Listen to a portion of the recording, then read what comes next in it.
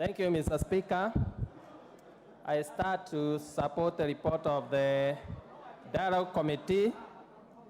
Mr. Speaker, I want to say that dialogue was extremely necessary for this country because we had come out from a very hard time. We had come out from elections.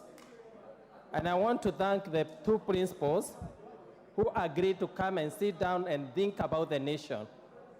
Mr. Speaker, we support the issues that are raised by the Dialogue Committee, the issue of entrenching the CDF fund in the Constitution, the issue of considering the World Development Fund, especially also the issue of increasing the equitable revenue share for counties from 15% to 20%. And Mr. Speaker, also on the issue of constitution of IEBC. IEBC is extremely critical, whereby we come up to a consensus so that we may continue to improve on its performance. Mr. Speaker, one thing I can say is that we have continued to improve on IEBC because most of the issues that have been raised mostly are on the presidential.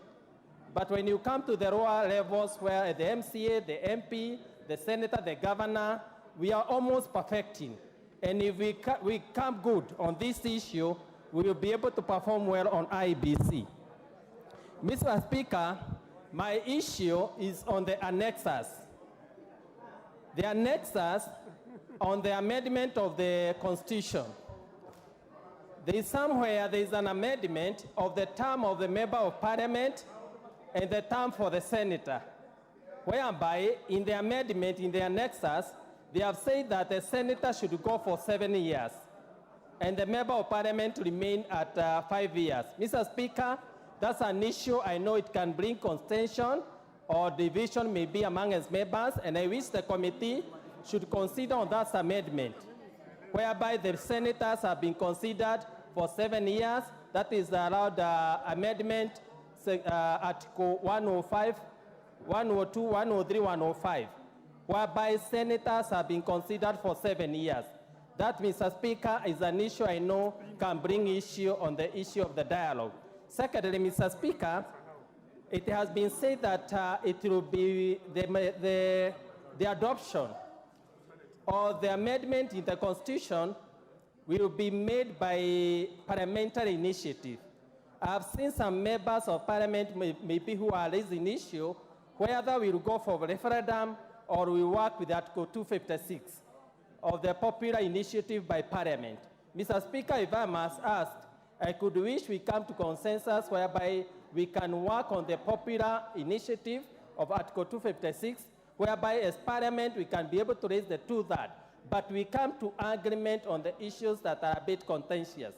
My also proposal is that as we add 5% from 15% on the equitable revenue share, we consider the 5% to world development. We have offloaded the national government through NGCDF, through the equitable share to counties. We must also offload the money going to the counties, because the more you give counties, some of the counties, they increase on personnel. Therefore, the 5% that we are adding from 15% should be considered to go and cater for World Development Fund, so that that money can go directly to development.